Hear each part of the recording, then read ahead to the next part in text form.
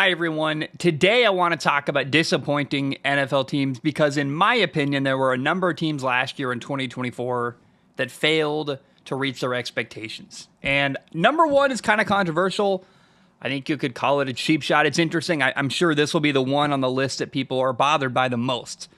But the Detroit Lions, in my opinion, I know they had a great year, went 15-2, number one seed in the NFC. Like, let's acknowledge it was a really, really awesome year for Detroit. However, when it came time to play a playoff game, they were one and done. Had home field advantage, had a first round bye, and then they lost their rookie quarterback, Jaden Daniels. A great rookie quarterback, but still, like, you were down 45-28 in the fourth quarter to a 6-seed Washington team. That's a disappointment. I don't care who you are, I don't care where you're from. Like, that's not how I think anyone in Detroit or anyone following Detroit last year thought their season was going to go. They lose 45-31 in their first and only playoff game last year. Detroit was expected to make a Super Bowl run, in my opinion. And let's be clear, they dealt with a ton of injuries. It wasn't an optimal situation. Like, they had a lot of adversity. I feel for that. I acknowledge that. But the way the year ended for Detroit was incredibly disappointing.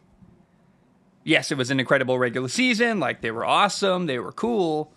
Jared Goff, second in the league in passing. Jahmyr Gibbs ran for 1,412 yards, fifth most, even while splitting time with David Montgomery. But they just lost their coordinators. They lost Aaron Glenn, their defensive coordinator. They lost Ben Johnson, their offensive coordinator. Both are now head coaches with the Jets and the Bears, respectively. I think that 2024 was a huge missed opportunity, a year where they had an awesome group together. They kept Ben Johnson for one final run. They're kind of, I don't know if offensive mastermind is the right word there, but the guy that we think is a huge key to why Jared Goff was so successful playing quarterback for Detroit recently. Ben Johnson's gone. To me, they missed an opportunity with all their guys together. That's really sad. That's really disappointing. And I'm not sure Detroit's going to get another opportunity like they had last year. Going into week one, it was like, man, it's the best offensive line in football. Great defensive line. Again, a lot of stuff happened out of their control. Aiden Hutchinson gets hurt. Lots of defensive injuries. But either way, no matter how you slice it, last year was a disappointing year for Detroit. The second team I want to talk about is the Atlanta Falcons. They were disappointing. They gave Kirk Cousins this massive 4-year, $180 million contract. Hired a new head coach, Raheem Morris. They're in a weak division, the NFC South. In my opinion, going into last year, the NFC South was Atlanta's division to lose. And boy, did they. They fumbled that opportunity mightily.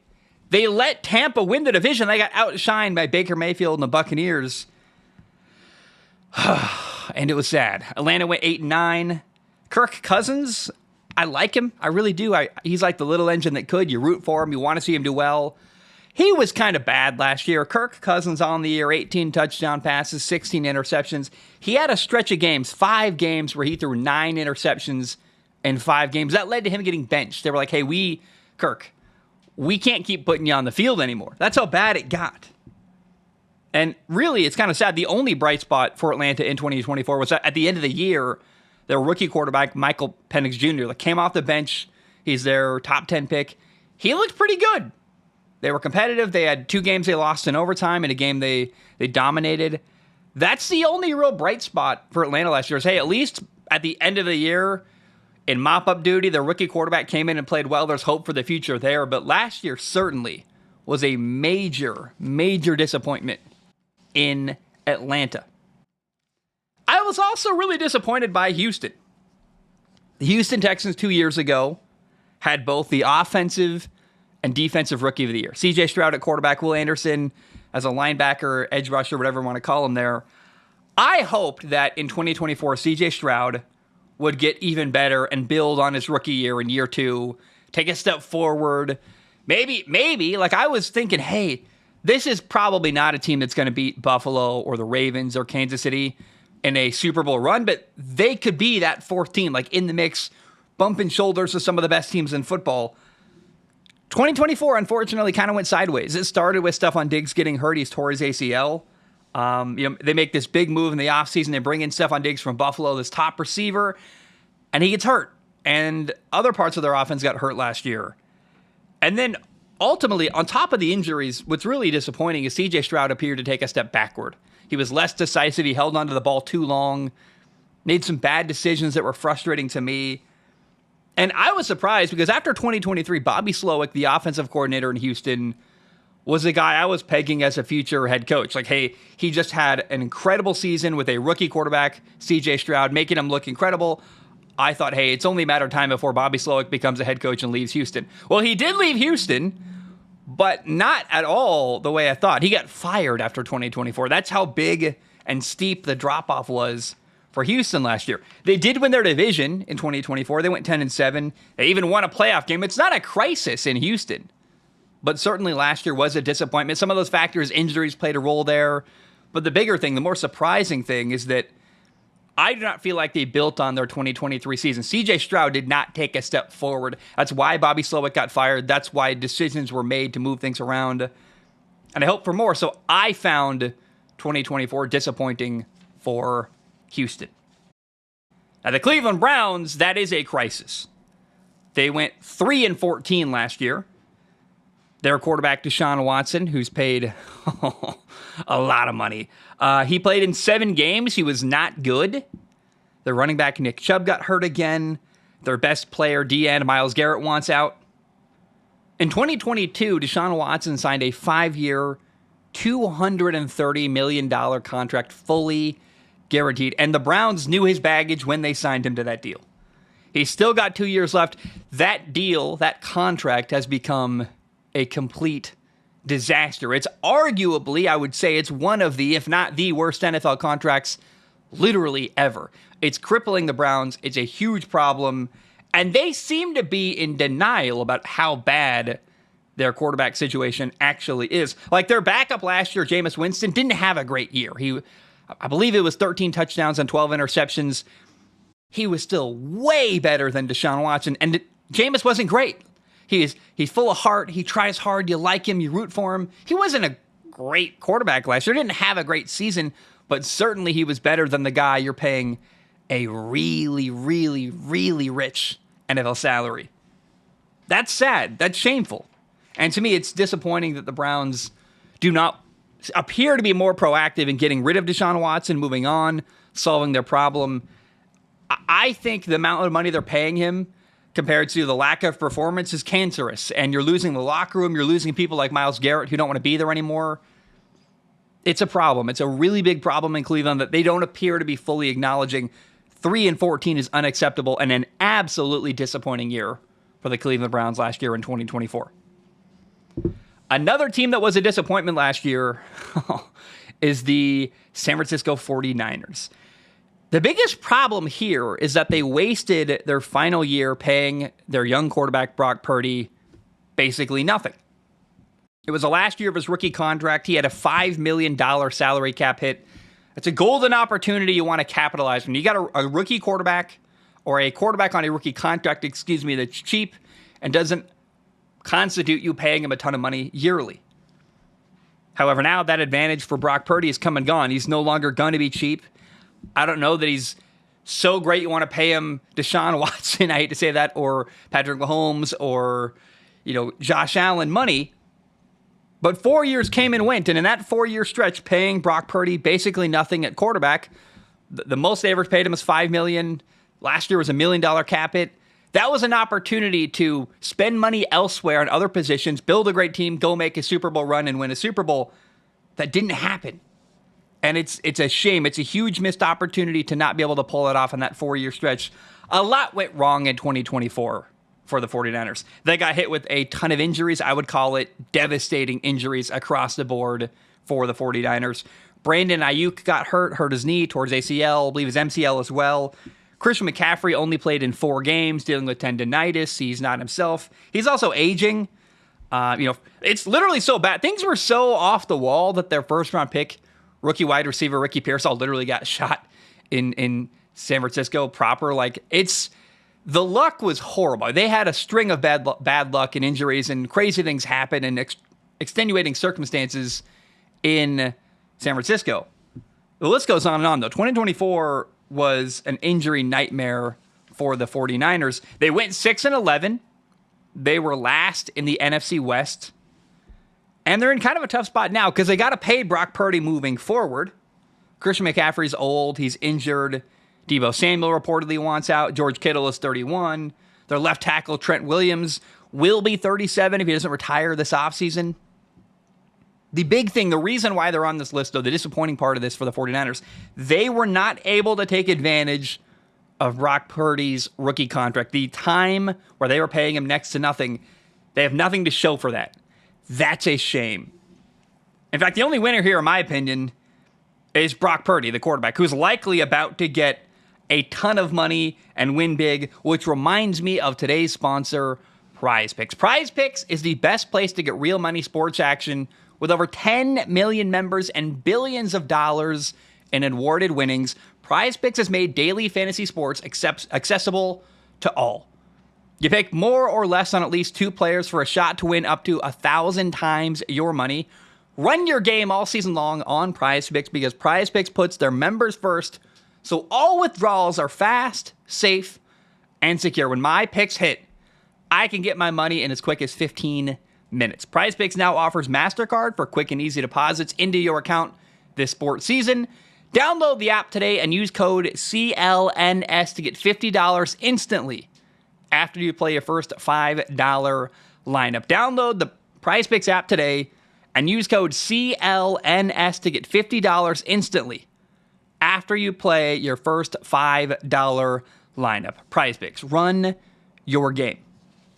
All right, another disappointing team. This one's quick and easy in my opinion. Not a lot to say here, but the New York Jets. What a disappointment that was for Gangrene, I guess we'll call them. Year 2 with Aaron Rodgers. He's finally healthy. It's going to be really awesome. And 5-12. Coach fired. Robert Saleh early in the year got fired, got booted. The general manager got fired. Joe Douglas. The Jets are now parting ways with Aaron Rodgers. It was a total disaster last year for the New York Jets. I don't think Aaron Rodgers was awful, in my opinion. I think there are some moments. I love Garrett Wilson, a really talented receiver with a bright future. He really let Aaron Rodgers down a couple times last year. I'm not a huge Aaron Rodgers defender, but you watch the film and go, man, I think he's still got something. If he wants to play and can find an opportunity somewhere in the NFL, I think Aaron can still play football to some kind of level. Certainly better than most people alive on planet Earth. I don't think it's 100% Aaron Rodgers' fault that the Jets went sideways, but they are a mess, and 2024 was really bad. So certainly another year failing to meet expectations. Last year was a disappointing year for the New York Jets. Now, in 2022, the Jaguars went 9-8. They won their division, the AFC South. And that was in their very first year with Doug Peterson as their head coach. I was full of hope back then, a long time ago, 2 years ago in 2022. Is that 3 years ago now? I guess it is 3 years ago. Anyway, in 2023, the year previously to last year, they went 9-8 again, but this time got passed up by Houston, who had a rookie quarterback, C.J. Stroud. Houston won the division. Kind of overshadowed Jacksonville and the progress they'd been making as a franchise. In 2024 last year, I was hoping for a step forward for the Jacksonville Jaguars. Duval, baby. And unfortunately, it did not happen. The Jags went not 9-8 again, 4-13. A really big step backward. Their quarterback, Trevor Lawrence, got hurt. He only played in 10 games. Doug Peterson, their head coach, got fired. I saw Mac Jones play a lot of snaps at quarterback last year for Jacksonville. Really, the only bright spot for the Jaguars last year was that the rookie wide receiver, Brian Thomas Jr., was a stud. He had 10 touchdown catches, 87 catches total, and 1,282 yards. Brian Thomas Jr., awesome young receiver, building block for the future.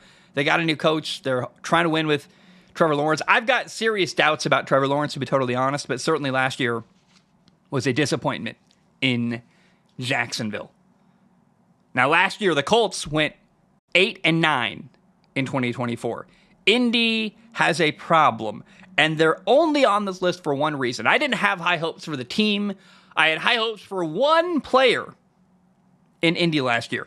The reason why the Colts are a disappointment is because their young quarterback, Anthony Richardson, did not have a breakout year last year in 2024. He was a number 4 overall pick in 2023. His talent is obvious. He can run, he can throw. There's not a single thing on a football field Anthony Richardson physically cannot do. He's probably, I'm not exaggerating, the most gifted athlete and most physically gifted quarterback ever to grace a football field. It's if not him, it's really close. He is an unbelievable natural talent. However, in 2024, he threw for 8 touchdowns and 12 interceptions. He did run for 6 more touchdowns. He had a fumble, but he only played in 11 games. He got hurt for 4 of those games. He got benched for 2 of them for Joe Flacco, and multiple injuries, by the way, different stints of getting benched and coming on and off the field all year, basically.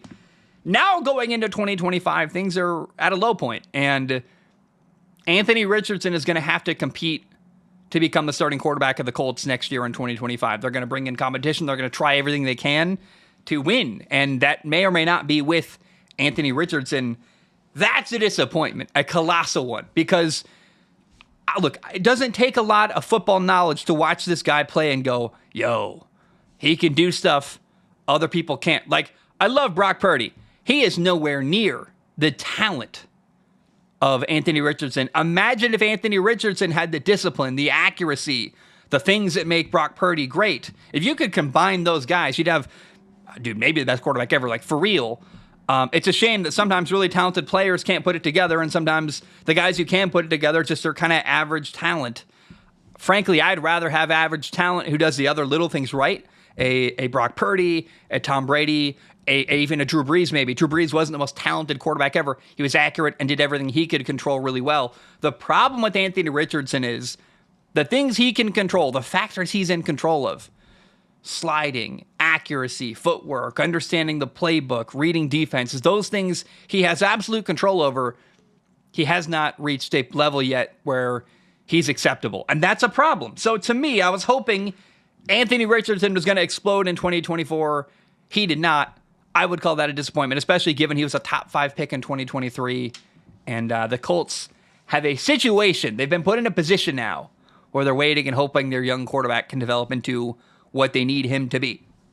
Now, I found the New Orleans Saints disappointing in 2024. And not a lot to say here. It was year 2 with Derek Carr at quarterback. He got hurt. He only played in 10 games. Their team went 5-12. They were 3rd in their division. They fired their head coach, Dennis Allen. This offseason, they've hired Kellen Moore as the head coach. He's the former offensive coordinator of the Eagles. He just won a Super Bowl there. They're keeping Derek Carr at quarterback, which I'm hopeful about. I don't think Derek Carr is absolutely the problem. He's not a disaster. I like him. I just want to see the guy win. I've watched Derek Carr tortured in football terms basically his entire career, playing for the Raiders and having all this turnover and crazy ups and downs there, and now some turnover with the New Orleans Saints. I just really hope that the Saints can figure it out and win for Derek Carr's sake, but certainly last year in 2024 was a disappointment.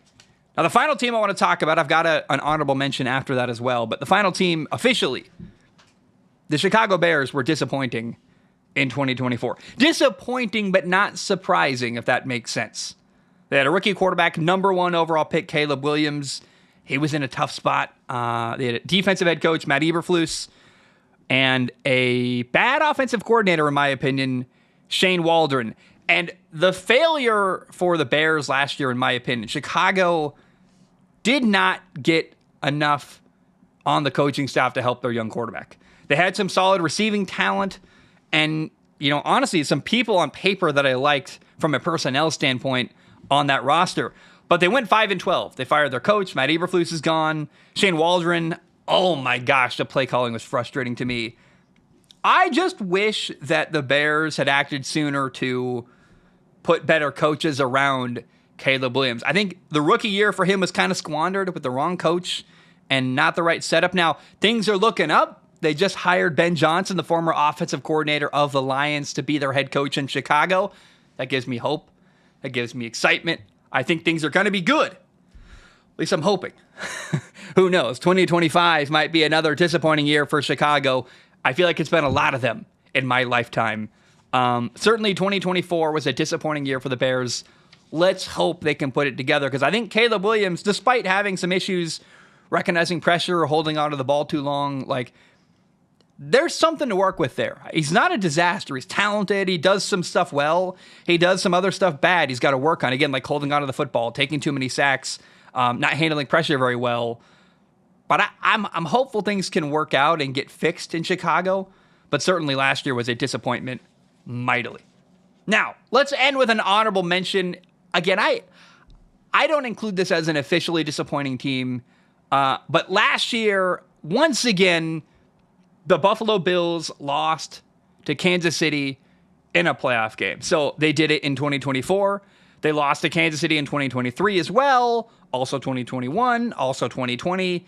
The only year in the last 5 years they haven't lost a playoff game to Kansas City was 2022 when they lost to Cincinnati. But it's kind of like clockwork. Hey, the Buffalo Bills are going to get to the playoffs. They're going to have a fairly good year and then run into a buzzsaw called Kansas City. It's going to be valiant. They're going to fight hard. And they're going to come up short again. And it's just a cycle now we've seen over and over and over again. And it's sad because I thought Buffalo had a good year. I mean, to be totally honest, and that's why I called them an honorable mention and not official. It feels cheap and dirty. Like, the year was great. They were better than I expected, actually. They won their division. They were solid. And they gave Kansas City a run for their money. A game that came down to the wire. It was fascinating. It was close. It was good. But again, unfortunately, it was sad to see the year for the Bills end in such a familiar way with another loss in a playoff game to Kansas City. I call that disappointing, even if I really officially, truly don't think the year was a disappointing year. I thought Buffalo kind of exceeded expectations, honestly, given the loss of Stephon Diggs, given the lack of receiving weapons, yada, yada. It was still a disappointing end and a familiar end if you've been watching Buffalo the last 5 years. Now, I'm curious. What do you have to say? What teams disappointed you last year in 2024? I'm excited for this offseason. It's going to be really, really fun. But as I look back, certainly those are teams that stood out to me that were disappointing. Did I miss any? Anything I should have brought up that you want to bring up in the comments? Let me know. Tell me what you thought. What teams are disappointing to you last year in 2024?